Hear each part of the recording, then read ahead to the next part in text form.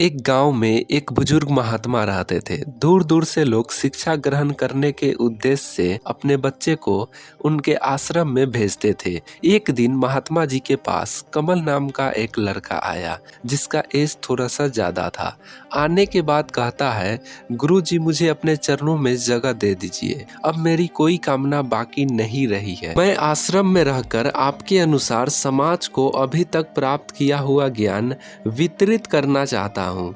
महात्मा ने एकदम समझ लिया यह व्यक्ति काबिल है, इसकी कामना सच्ची है और यह समाज के प्रति अपने दायित्व को निभाने के लिए तैयार है। कमल उनके चरणों में गिरकर प्रार्थना किए जा रहा था, गुरु जी मुझे अपने चरणों में जगह दे। महात्मा जी ने कहा, पुत्र आश्रम की परंपरा है कि तुम स्नान करके पवित्र हो और भगवान के आगे संकल्प धारणा करो, अपना कर्तव्य सही तरीके से निभाओगे और इस कार्य के लिए तुम कल स्नान करके आश्रम आ जाना। इसके जाते ही महात्मा जी ने साफ सफाई का काम करने वाली महिला को अपने पास बुलाया और कहा, कल यह नया शिक्षक आएगा, जैसे ही वह आश्रम के नजदीक आए तुम इस प्रकार से झाड़ू लगाना कि उसके चेहरे पर धूल पड़ जाए, लेकिन यह काम थोड़ा सावधानी से करना, वह तुम पर हाथ भी छोड़ सकता है। महिला महात्मा जी की बहुत सम्मान करती थी, उसने उनकी आज्ञा को स्वीकार कर लिया। कमल नहा धोकर आश्रम आने लगा। जैसे ही वह नजदीक पहुंचा, महिला ने तेजी से झाड़ू लगाना शुरू कर दिया।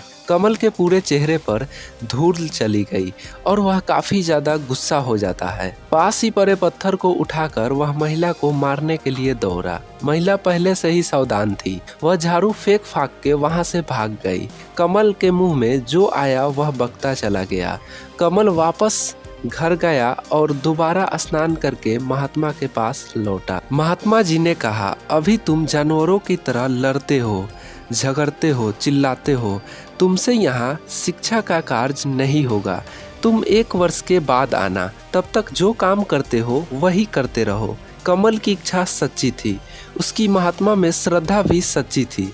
1 वर्ष पूरा होते ही वह फिर महात्मा जी के पास उपस्थित हुआ। महात्मा जी ने आदेश दिया, पुत्र तुम कल स्नान करके आना। कमल के जाते ही महात्मा जी ने सफाई कर्मचारी को बुलाकर कहा, वह फिर आ रहा है। इस बार रास्ते में झाड़ू इस तरीके से लगाना कि धूल के साथ साथ उस पर झाड़ू की हल्की सी चोट भी लग जाए।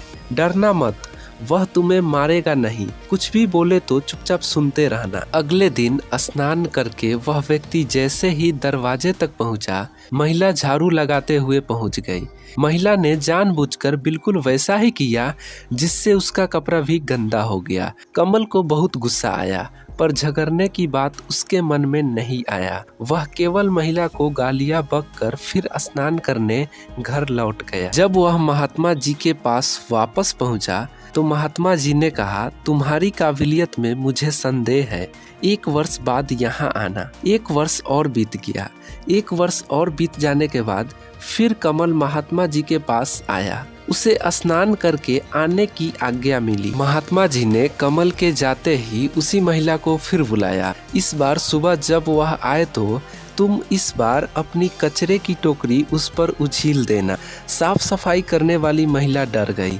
महिला ने कहा, वह तो अति कठोर स्वभाव का है, ऐसा करने पर तो वह अत्यंत क्रोधित होगा और मारपीट पर उतर जाएगा। महात्मा जी ने उसे आश्वासन दिया, चिंता मत करो, इस बार वह कुछ नहीं कहेगा, इसलिए तुम्हें भागने की आवश्यकता नहीं है। सुबह जैसे ही कमल आश्रम पहुंचा, महिला ने अनजान बनकर पूरा कचरा उसके ऊपर उछील दिया, लेकिन इस बार ना तो वह गुस्सा हुआ और ना ही मारपीट के लिए दौड़ा। कमल ने कहा, माता आप मेरी गुरु है। कमल ने महिला के सामने अपना मस्तिष्क झुकाकर कहा, आपने मुझ मूर्ख अभिमानी पर कृपा की है। आपके सहयोग से मैंने अपने अहंकार और क्रोध पर विजय प्राप्त की है। वह दोबारा घर गया और स्नान करके आश्रम में उपस्थित हुआ। इस बार महात्मा जी ने उसे गले लगा लिया और बोले, पुत्र तुमने अपने क्रोध पर काबू पा लिया है, अब तुम आश्रम में कार्य करने के सच्चे अधिकारी हो। थोड़ा गुस्सा करना एक स्वाभाविक सी बात है, लेकिन जब गुस्सा बार बार आने आने लगे और हर एक छोटी चीज पर आने लगे तो यह एक समस्या बन जाती है। ऐसा नहीं है कि गुस्सा करना बुरी आदत है। कई बार लोग प्यार से चीजें नहीं समझते हैं तो उन्हें समझाने के लिए गुस्सा करना पड़ता है। जैसे स्कूल में बच्चे को प्यार से होमवर्क देने पर भी वह होमवर्क करके नहीं लाते हैं, बाद में उसे गुस्से से कहना पड़ता है, फिर जाकर वह होमवर्क करते हैं। ज्यादा गुस्सा आना एक ऐसी समस्या है जो इंसान को शैतान बना सकती है। जो लोग ज्यादा गुस्सा करते हैं उनसे ज्यादातर लोग दूर ही रहते हैं, क्योंकि वह बात बात पर हमें डांटते हैं और कुछ न कुछ कहते हैं। ऐसे व्यक्ति से सब लोग दूर ही रहते हैं। फिर घर का हो या बाहर का, गुस्सा हमारे अंदर की भावना है जिसे हम काबू में कर सकते हैं। यह कहानी राजू नाम के एक लड़के की है जिसका एक परिवार था, अच्छी खासी नौकरी थी और एक बेहतरीन जिंदगी थी।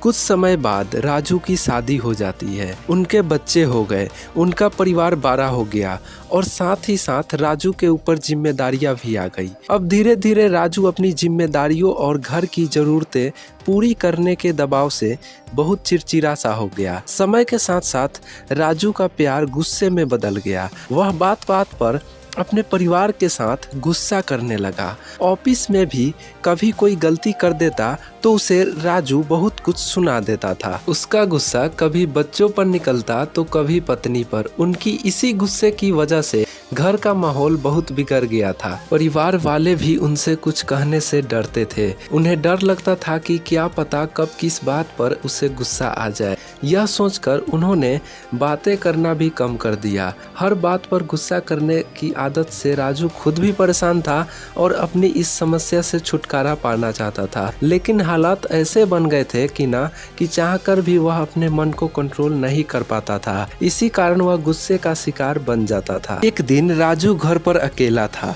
परिवार के लोग बाहर गए हुए थे। दिन के समय दरवाजे की घंटी बजी और राजू ने दरवाजा खोला तो देखा सामने एक साधु खड़ा है।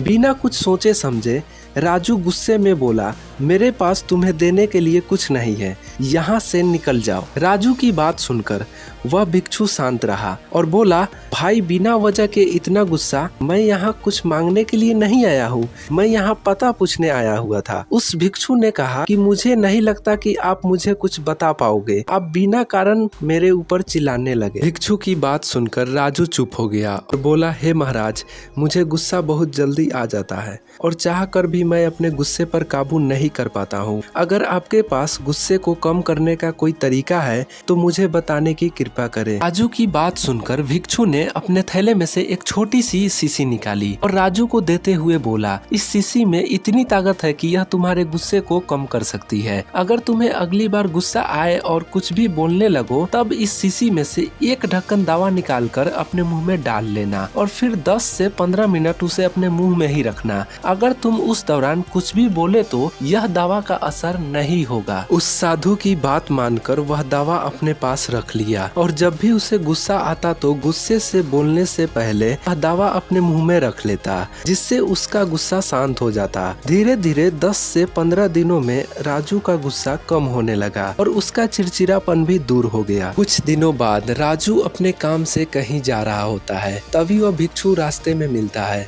तो राजू उसे प्रणाम करता है। भिक्षु को देखकर राजू बोलता है, महाराज, आपकी दवा ने अपना असर दिखाना शुरू कर दिया है और मेरा गुस्सा करने की आदत भी छूट गई है। मेरे ऑफिस और मेरे घर का माहौल भी अब शांत हो गया है। मेरा चिड़चिड़ापन धीरे धीरे खत्म हो गया है। राजू की बात सुनकर साधु ने मुस्कुराते हुए कहा, वह कोई दवा नहीं थी, वह सिर्फ पानी था। गुस्से का कोई इलाज नहीं है, केवल शांत मन ही उसका परम इलाज है। गुस्से का इलाज हम किसी दवा से नहीं कर सकते, उसका इलाज केवल और केवल शांत रहकर ही किया जा सकता है और यही तुम्हारे साथ हुआ। गुस्से का इलाज सिर्फ शांत मन है। इस कहानी से हमें गुस्से को कैसे काबू करा जाए यह सीखने को मिलता है। ज्यादा गुस्सा आना या बात बात पर गुस्सा करना हमारे लिए बहुत नुकसानदायक होता है। गुस्से में इंसान वह काम कर जाता है जिसे नहीं करना चाहिए और ऐसी बातें बोल जाता है जो उसे नहीं बोलनी चाहिए। अगर आपको भी लगता है कि कई बार छोटी छोटी चीजों को लेकर ज्यादा गुस्सा करते हैं तो खुद को शांत करना सीखें, अपने मन को कंट्रोल करें, दूसरों की छोटी छोटी गलती को नज़रअंदाज करना सीखें। घर, परिवार और ऑफिस में कभी कभी ऐसे बातें हो जाती है जिसकी वजह से हमें गुस्सा आ जाता है। ऐसे में जब भी ऐसा हो तो सामने वाले को एकदम से जवाब देने के बजाय